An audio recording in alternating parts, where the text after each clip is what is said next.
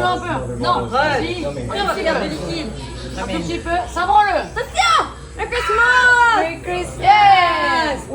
Wow.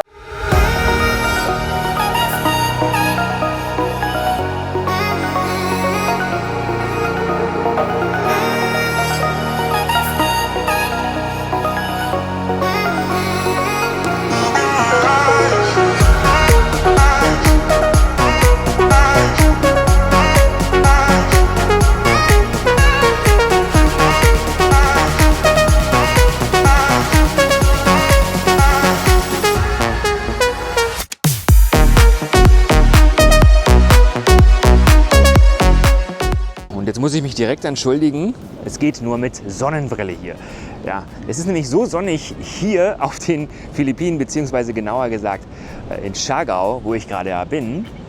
Hinter mir wirklich weltberühmter Surfspot Cloud9. Und hier finden internationale Wettbewerbe statt. Gringo hat mir gesagt, dass diese Wellen, die es hier heute gibt, eigentlich nur ein Fliegenschiss sind gegen das, was es normalerweise hier gibt. Ja? Kann ich mir auch vorstellen, ja, wenn wir mal denken, hier Baywatch, Malibu Beach und so, die Wellen, die man da sehen kann, normale, die so 3, 4, 5 Meter hoch sind vielleicht, das gibt es auch hier. Hier finden internationale Wettbewerbe statt. Aber nicht nur das, dadurch, dass es halt so eine große Varianz an unterschiedlichen Wellenhöhen und Schwierigkeitsgraden gibt, ist es auch gut für Anfänger geeignet. Ja? Und selbst ich habe jetzt überlegt, ob ich es nicht mal probieren soll, hier in Siargao, ja, mir einen Surf-Instructor zu nehmen. Ich habe mit einer Instruktorin gesprochen, die nimmt 600 Pesos pro Stunde, was nicht mal 10 Euro sind. Also Leute, ernsthaft, da könnte man es wirklich mal probieren. Das ist sogar inklusive Surfboard. Das Einzige, was bisher gefehlt hat, ist ein Mount für die GoPro, weil ich möchte euch natürlich auch mitnehmen dann. Ja, aber so ist das hier. Die Sonne. Ich habe weiterhin richtig Glück mit dem Wetter. Bevor ich angekommen bin, hat es jeden Tag quasi ununterbrochen geregnet. Und jetzt, ich bin da. Es hat zwar auch geregnet, gestern hat es geregnet und vorgestern hat es auch mal geregnet, aber immer nur sehr kurz. Und ja, ich habe auch gehört, im Rest der Philippinen, beispielsweise auf Palawan, ist das Wetter auch viel beständiger jetzt zu dieser Zeit. Aber Siargao hat normalerweise im Dezember die zweitgrößte Niederschlagmenge. Ja, im Januar ist es noch mehr, im Dezember ist es eigentlich, ja, das ist so Low Season.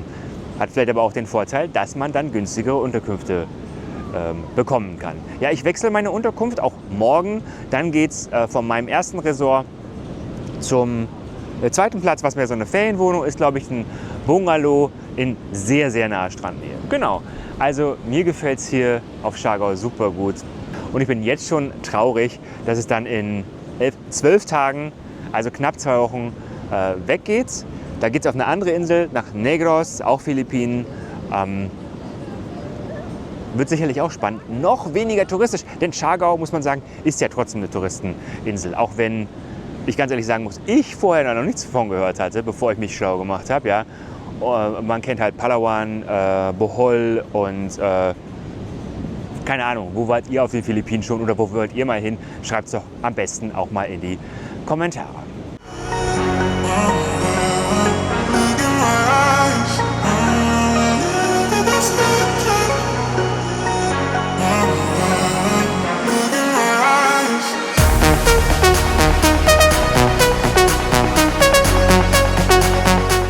Viel Spaß hat es immer mit den Kindern gemacht. Die waren neugierig, als ich zum Beispiel in Del Carmen mit der Drohne losgeflogen bin.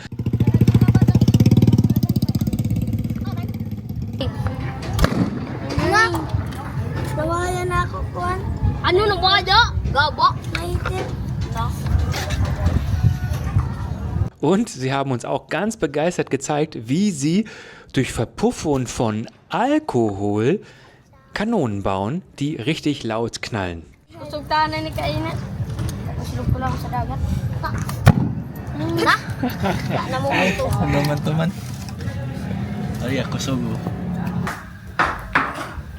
Robert, was machst du? Ja, Gringo, das ist ganz einfach. Ich schneide hier gerade Kartoffeln, richtig schön leckere Kartoffeln, klein. damit ich daraus Kartoffelsalat machen kann. Möglichst deutschen Kartoffelsalat, denn wir sind ja bei deinen Freunden zum Weihnachtslunch eingeladen und da soll jeder was mitbringen. Und da wir nicht so große Kochbehälter haben, habe ich beschlossen, dass ich die Kartoffeln vor dem Kochen klein schneide. Normalerweise würde ich die auch erstmal groß lassen beim Kochen und danach dann gegebenenfalls Pellkartoffelmäßig schälen oder halt auch nicht schälen, je nachdem, ob es Bio-Kartoffeln sind. Aber so, wenn ich die klein schneide, passen die hier rein und die mache ich, wie gesagt, ein bisschen so deutsch. Also ich habe jetzt Knoblauch, dann kommt Öl, Salz und Pfeffer rein. Ich glaube, andere Gewürze habe ich jetzt gar nicht, würde ich zu Hause ranmachen. Aber einfach auch, um das Ganze dann ein bisschen, spannender zu machen. Aber ich glaube, so ein klassischer Kartoffelsalat. Man würde jetzt Essig, wir haben Öl, Salz, Pfeffer und was wir noch haben, das ist, habe ich gekauft, statt, um die Säure reinzukriegen, ganz interessant, Kalamansi hier. Das sind so eine kleinen Mini-Limetten, die hier vor Ort wachsen, hätte ich jetzt fast gesagt, und auch ganz viel benutzt werden. Und die werde ich da auch zum Säuern nehmen.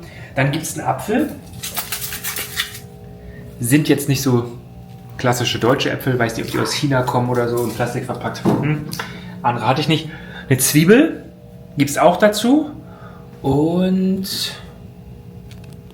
ja, Öl, wie gesagt. Und dann mal gucken, mal abschmecken. Und wenn noch irgendein Gewürz fehlt, habe ich gesagt, dann kaufen wir das später noch in der Stadt, wenn wir zum Dinner fahren. Der Salat soll dann auch einfach mal die ganze Nacht schön durchziehen.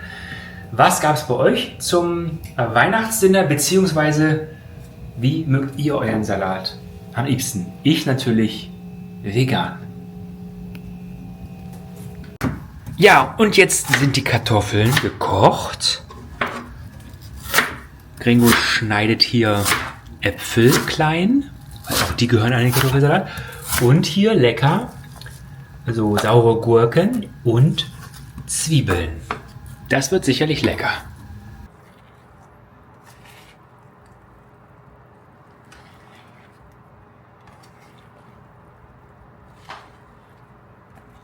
Ja, also Weihnachten auf den Philippinen, das ist natürlich auch eine richtig tolle Sache, muss man sagen.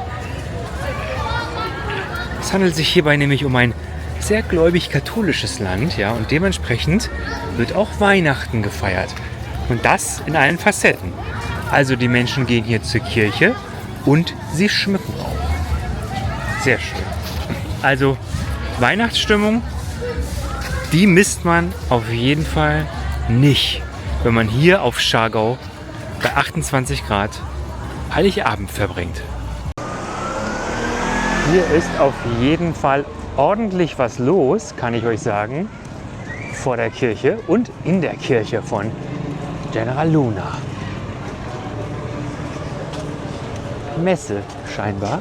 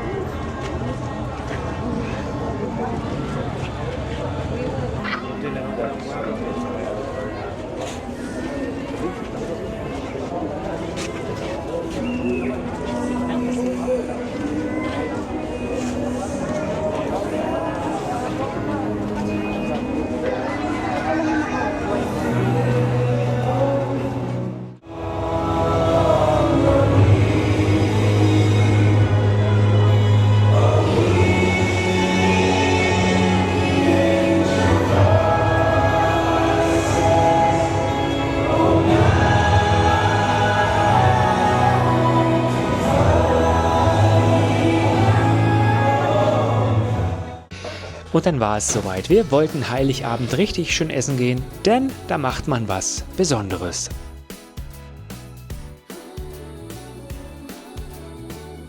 Zu meiner Überraschung gab es sogar Kunst von Gringo in dem Resort, in dem wir essen wollten. Gringo erzählt uns, wie er Weihnachten normalerweise feiert.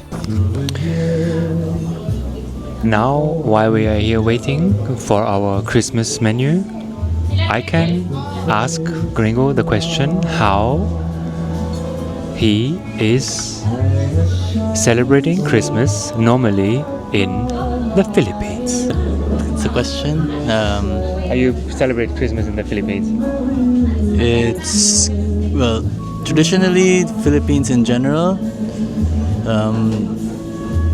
December 24th, so Christmas Eve, is spent with the family, including cousins, uncles, aunts, grandparents, everyone. So since we're a big family, we're usually like 30 cousins, and then all the other aunts and uncles and nieces and, all the younger generation. And yeah, it's a big party. A lot of food, a lot of drinking, a lot of fun and games, a lot of singing, a lot of dancing kind of style. And then what we do is that we wait until 12, and that's when we open our gifts. Midnight. Yeah. So this would be my first time spending Christmas without my family. Are you sad? A little bit. But it's okay. I'm a big boy. Ja, das ist das Weihnachtsessen jetzt. Bei mir in Partei. Ordentlich abgespeckt, ohne Schrimps, ohne Hühnchenbrust, nur mit Tofu und ganz viel Gemüse. Bei Gringo gibt's Gulasch, aber da arbeiten wir auch noch dran. In diesem Sinne, sag einfach mal, frohe Weihnachten. Auf Schargau wird man überall freundlich und nett empfangen, nicht nur von den Kindern. Es gibt tolle Bars, tolle Clubs, schöne Live-Musik, leckeres Essen. Alle reden von einem tollen Vibe auf dieser Insel. Ganz ähnlich, sagen viele, wie auf der thailändischen Insel Koh Phangan.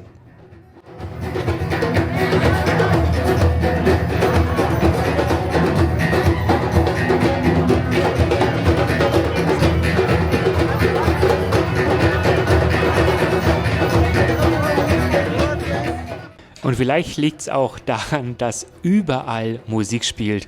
Die Filipinos sind nämlich musikverrückt.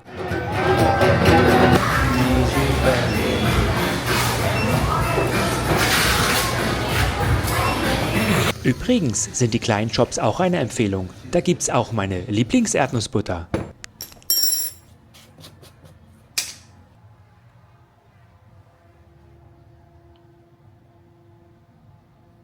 Aber von etwas Süßem zu etwas sehr, sehr Deftigem. Balut sind eine Spezialität und angebrütete Enteneier. Baby duckling inside still. So see, if you open, there's like a liquid thing. Oh, that's really good. That's really, really good. That's like a duck soup. That's. Oh no. Yeah. Ja. Bon Appetit. It's very soft. You don't even feel the feathers at all. It doesn't feel, it tastes like chicken. No, yeah. Are you willing to try a piece of it? The taste is good. Maybe put salt.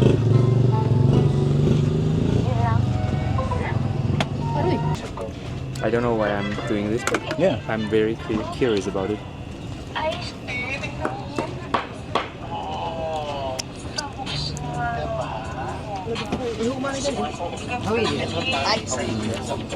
It tastes a little bit like, if you have a bone, the inside of a bone. Aber mal weg von so einer Geschmackssache. Jeden Tag gab es bei uns frisches Obst. Richtig lecker. Es gab Mango, es gab Melone, aber auch Papaya. Was sind eigentlich deine Lieblingsfrüchte aus Südostasien? Do you have mango skills? Yes. What is mango in Manga or Manga. baho. Mangosteen, you want some? Yeah. Okay, so I will. This one?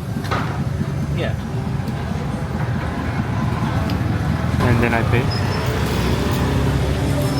You need to say how much it is.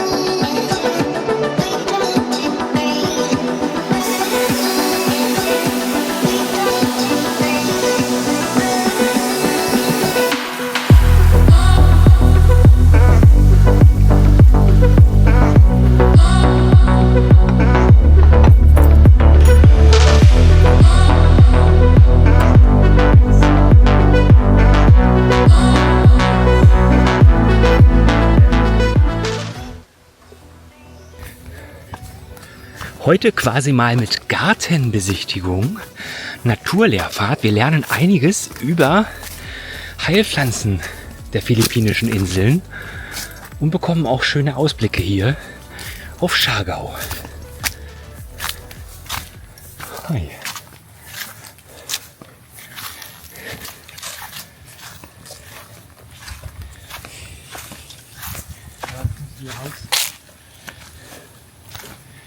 This is one of the sets here. That's a very nice spot. Oh, the bathroom. Yeah, I said it's one of the sets. Yeah, I was right. Of course. Oh no! A spider? A big one? No, You- not. Just the smallest are the most dangerous. Yeah, I'm not poor. I wanna break it. There you go. You still have a little bit of house. Ooh, she's very. Oh no, I know. The next one. I don't wanna destroy it. Yes, I was so afraid of. No, of getting lost. I think when I show the picture of the spider, Gringo, he will say like, "What? This is the most toxic spider we have in the Philippines." Yeah.